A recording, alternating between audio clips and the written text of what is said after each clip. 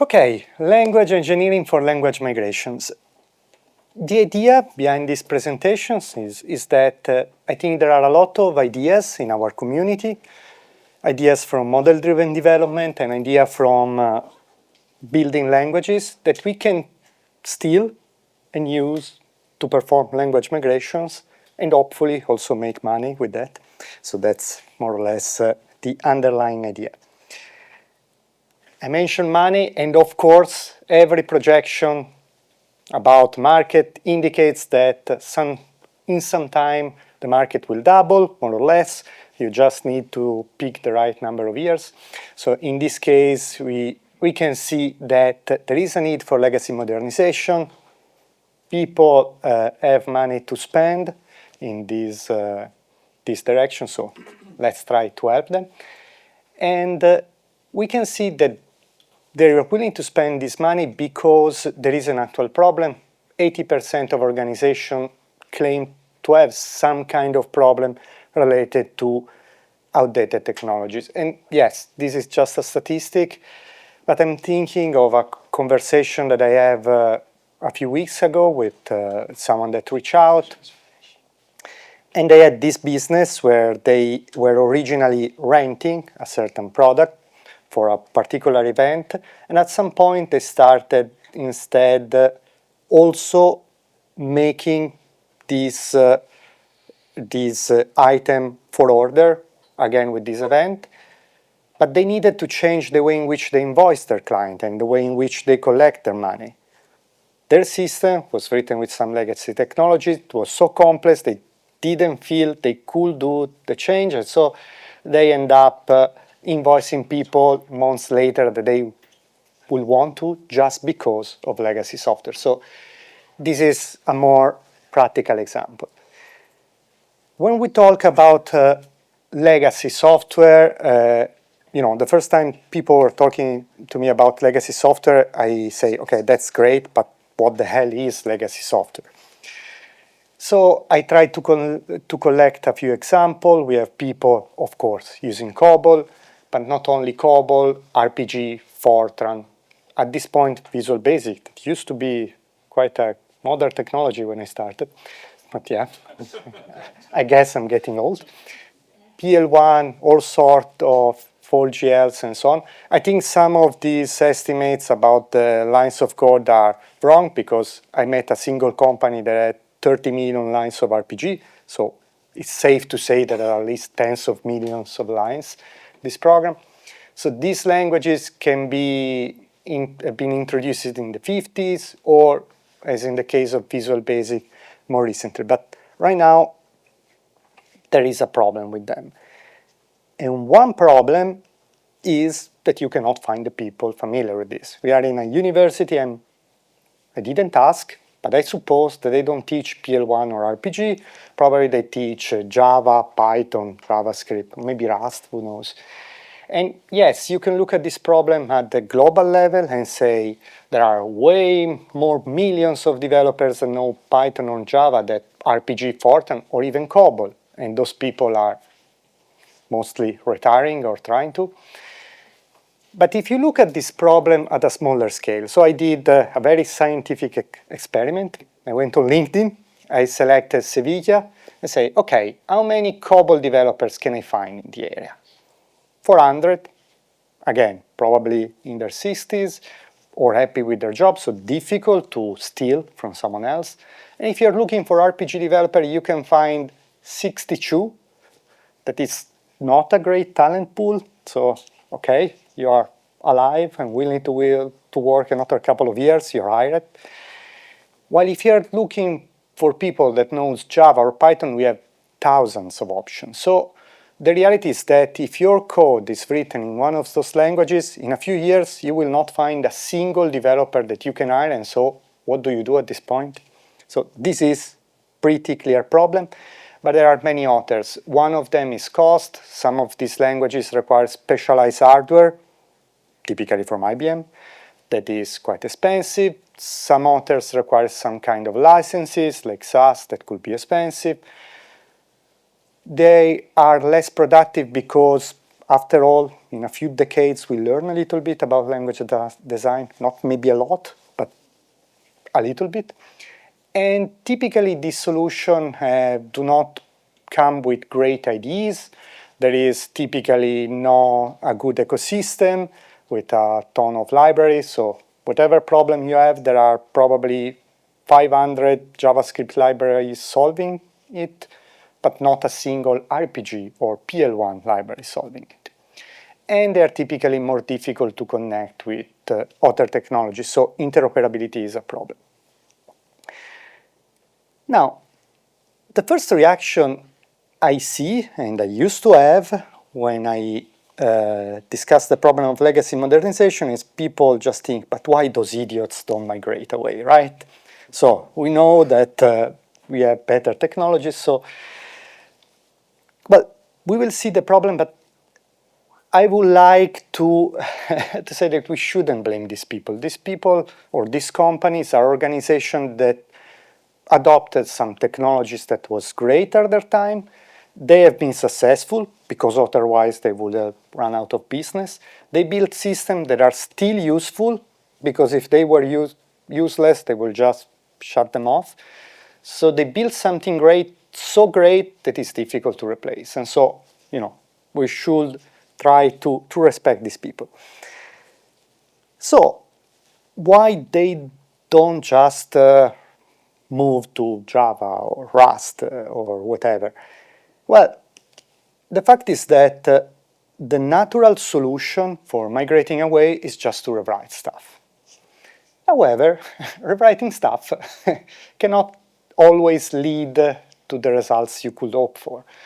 In general, most projects fail, but in failing, they also take a lot of years and money. So, you know, it's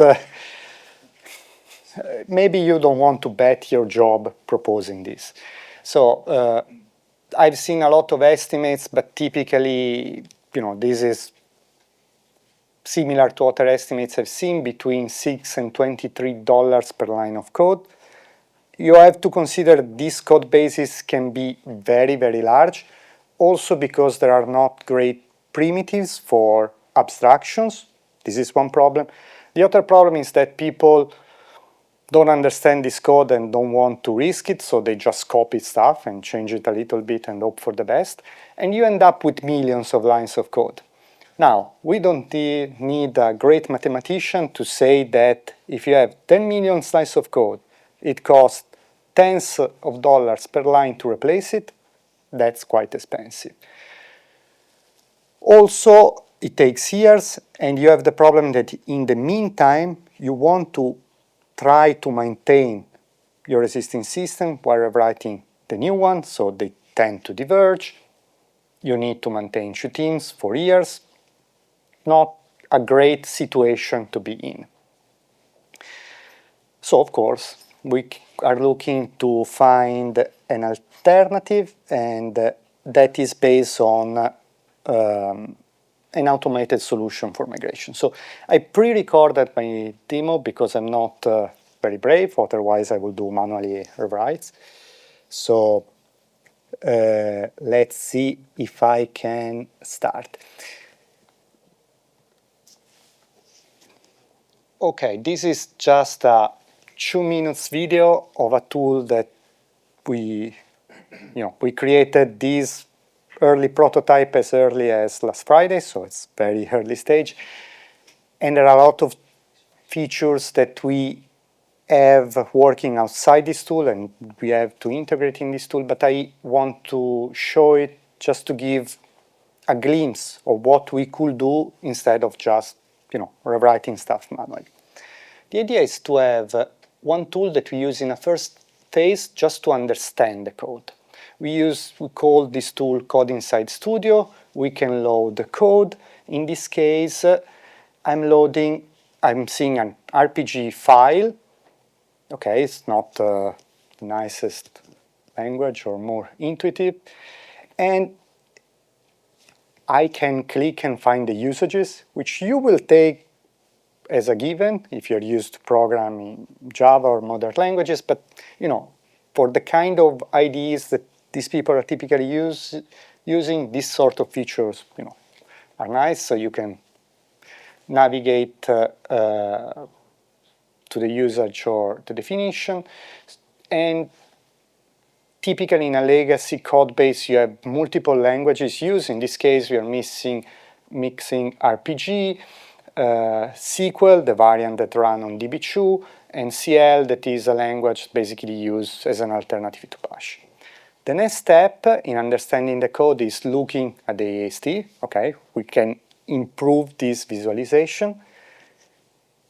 And then you can look at statistics. So what kind of statements are we using? What kind of expression? And that we can see that for the different languages. And the idea is that the first thing we do is sitting down with the client and try to put some order in this huge code base, understanding, and have a first conversation driven by some analysis. We have other tools for identifying things like clones, identify dead code, and so on that we need to integrate, but the idea is to have a centralized place where we can load code in different languages and look at the interaction between these, because these languages can call each other in complex way, and so we need first of all to understand a code base. And then we want to plan the migration. So what we do is something that is maybe not surprising, but we show the original code and the translated code side by side, and we show the connection, so you can find that some code has been originated by something else, and we do the same also for these placeholders that now are represented as comments. So, and we do that because what we want to do is to build the migration incrementally. So after we have sit down with the client, we understand the code base, or sort of, we want to start the migration and, every week show example of what we can translate. We can navigate to a particular portion of the code base that they are familiar with and see how that specific part is migrated. So we can discuss it and then improve and complete the migration. So for this reason, I didn't show the final migration that comes at the end of this process, but just to give you a glimpse to understand that this is very iterative.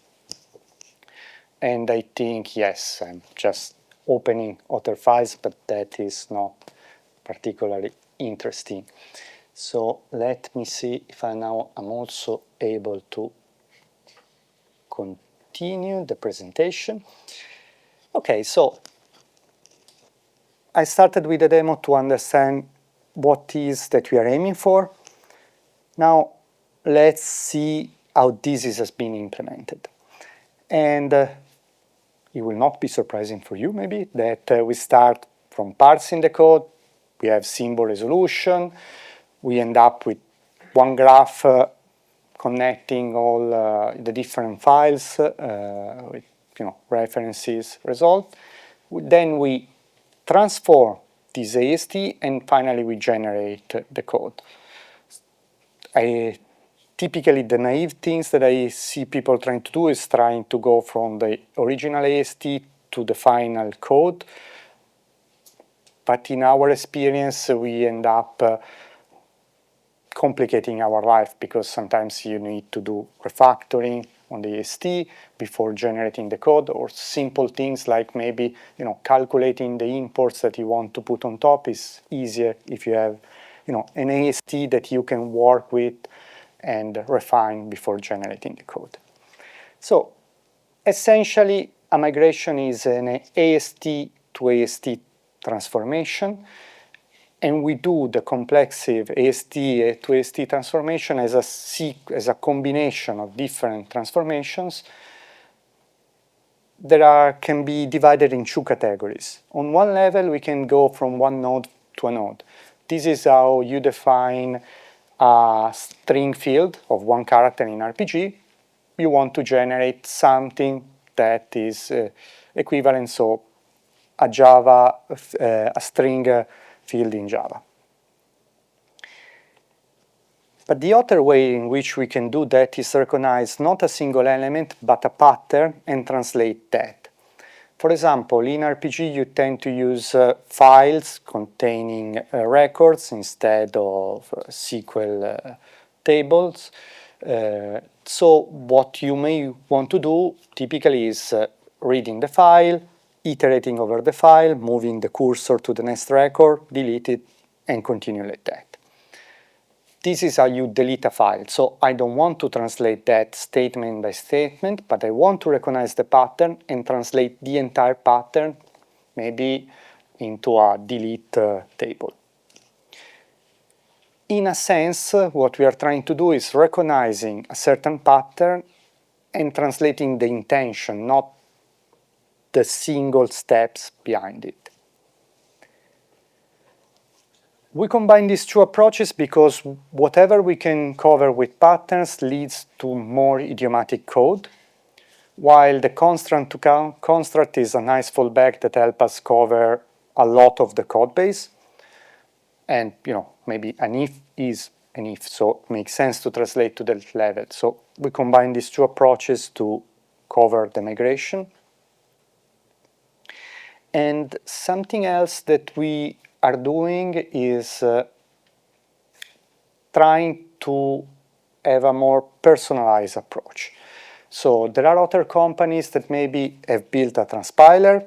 This transpiler, has been built taking certain decisions. So it will migrate to a certain language using a certain framework, maybe Spring. So if you want to migrate to something else, a different framework, well, bad luck. So we try to have a different approach in the sense that we sit down, decide the target language, target framework, the supporting libraries, because maybe you want to use Yoda time, maybe you don't want that, maybe you have a certain code style. And we look at code patterns that are specific to that code base, because these people have been working for maybe 30 years on a code base. They develop a certain way of doing things, and so we can use that to identify those patterns and translate them. And we discuss the transformations one by one, showing them the iterative approach. Now, all of this has been possible because of LionWeb, of course. So in this system, we have the Code Insight Studio backend, so the backend part of the application we have seen, that has to orchestrate different elements. We have, first of all, parsers, then we have semantic enrichers, so type calculation and symbol resolution intertwined together, as was said earlier, and then migration agents, so elements that go and see that there is a resolved AST and just generate, if you want, the specular translated AST. Now, this information is stored in the LionWeb repository because you have to consider that we are dealing with code bases that can be in the millions of lines of code. Recently, we have done, we had assessed this approach with a code base of 2 million lines of code, which led to having around 10 million AST nodes just for the original code base. So it's convenient to have a place where you can store this AST instead of trying to do everything in memory. So that component for us is the LionWeb repository. And so we export basically everything to the LionWeb format to make these components communicate. And then we also export this information we send it to the front end, and in that case, once it reaches the front end, we can use LionWeb TypeScript to deserialize it. So we made this choice because we think that LionWeb gives us the possibility in the future to add more components written in other languages. For example, sometimes a client may come and ask for a parser for a certain language, but they may want to use it from a specific language, so they may want a parser for RPG, let's say, that is written in C#, because they need to integrate it in a C# application. Now that there is LionWeb C#, we can run that parser, export the EST to the LionWeb format, and store it in the LionWeb repository and combine it with the other tools. So this gives us some reassurance for the future. So this is the overview of what we are trying to do. There are a million problems that we are not near to solve. The biggest problem that there is of course, ensuring that overall the application that we have translated behave as the original application. And there are certain things that we are doing in this direction, but to provide a very solid answer is a big open problem. There is also the problem of transferring knowledge, because yes, you have an application written in RPG, you have a few RPG developers left, you translate it to Java, but now you have to train these Java developers to understand what the application does, its architecture, and so you need to somehow capture this knowledge that there was in the old team to the new team. In this case, the possibility of seeing what line of Java corresponds to what line of RPG helps the communication between these two teams so that they can talk to each other. Of course, the RPG guys are trying to help the Java guys to get them fired, so it doesn't work always great. Then there is the removal of code clones, because as said before, these people just take a huge module, copy it, change one line, say, okay, that is the safest way that I can do that. But you do that for 20 years, you end up with a few code clones. There is that code. I know it can sound crazy, but there is maybe code that no one has been using for 15 years. You just don't know which parts, so you have to figure out that. And yeah, I mean, depending, if you get paid for the number of lines you translate, maybe you can find a suboptimal solution for that. And then you have to document the migrated system. So wrapping it up, I think that there is this big problem that, these legacy systems are really making the life of company and people working in this company harder than it should be. They cannot react maybe to new changes in the market, in the regulation, because they're trapped in these systems that are hard to change. And so our goal is to build better tools for better work, and this seems a problem that is fitting our mission. And so, yeah, I think it's something that more people should work on and liberate these people from legacy code. Thank you.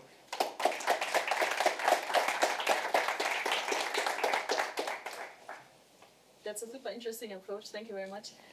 One of the challenges that you mentioned at the end is to make sure that the behavior of the system is then the same than of the old system.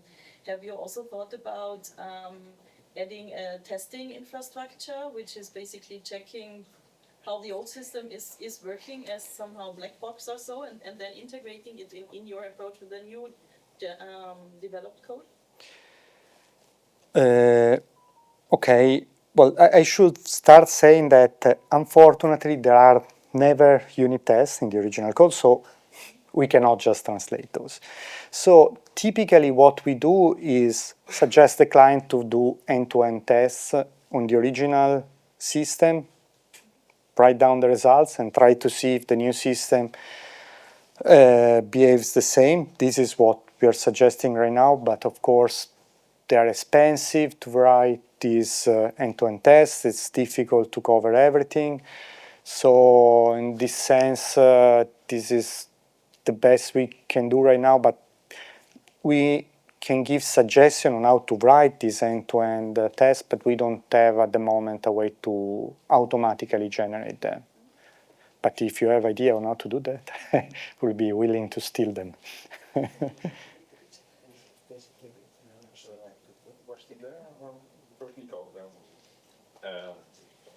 Are you aiming for 100% translation or 98 and then let these filthy Java programmers do something?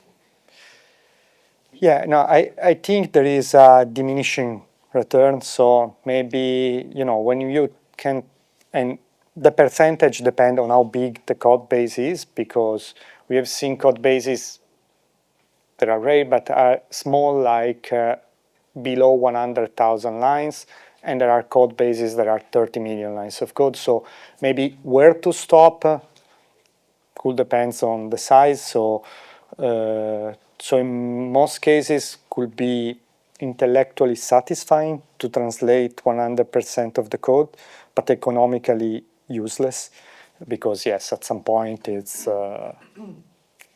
just cheaper to rewrite the remaining parts manually. I have one idea. Let's go. Okay, this is maybe a tricky question.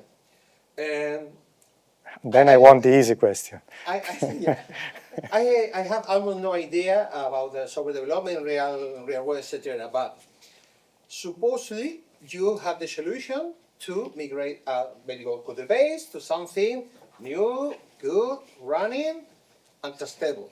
Okay, what will happen? What will be happen in 20 years with your code?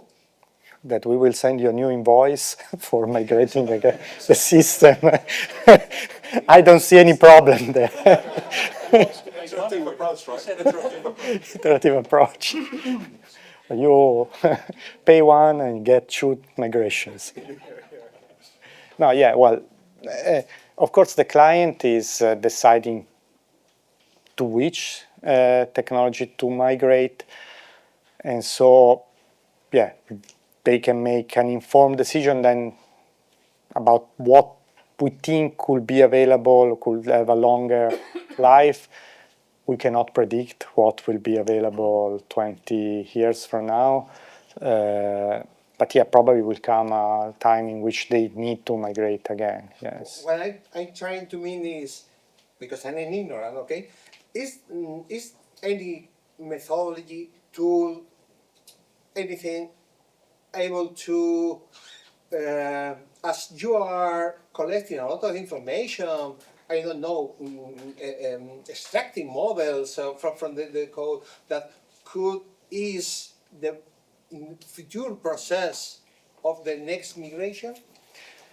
Well, I think that even if we were able to reverse engineer and get the business rule out of that, then we would use them to regenerate Java code, because people then would like to generate Java code. If I could sell them a DSL, let's say, do an abstraction lifting and go from the legacy code to the DSLs, then it would be a great business, but I'm not able to convince people to buy that. Okay, I have one suggestion and one easy question, or not. The suggestion is, maybe if your customer like the quality, maybe you should be paid not by the lines you migrate, but the lanes you delete. Yeah. This could be a good one. I will write it down. To try at least Yes. to sell that way, and maybe to make some money. And the other one is artificial intelligence will kill all of us in this case? Well, in this domain? There are people saying, but I tried with ChatGPT, I could translate these 10 lines, it sort of works. What if I pay you the double of a ChatGPT subscription and you complete the job? So I think people are tempted by this, but in general, I'm not an expert in AI, but first of all, we know that right now you may want to verify the results produced by AI. And if you translate 10 million lines of code, and most of them are okay, but some of them are wrong, I wouldn't sleep sound at night. Then, of course, there is the problem that typical large language model has a limited number of tokens, if I remember, that they can process, while we are talking about tens of millions of lines of code. Also, it becomes very difficult to decide to give precise instruction on the patterns you want to translate, to enforce certain rules. So at this time, we are looking at AI to support in some ancillary activities, for example, generating documentation, identifying large code clones that we cannot identify with simpler techniques. So we use that for activities that then a human being can verify. Earlier on, I was talking in a discussion, came up the idea some people are using AI also to generate some tests, and I was hearing that maybe they generate 100 tests and then someone review them and delete 95 of them, but keep 5. So maybe AI could be used in this way. Yeah, it's already 5 past the time that we're allotted, and I don't think we want to keep one another from savoring Seville. Also, you are here tomorrow as well, and of course tonight, so please take the opportunity to ask Federico more questions and discuss more with him. There's plenty of time for that. For now, I would like to thank Federico again. Thank you.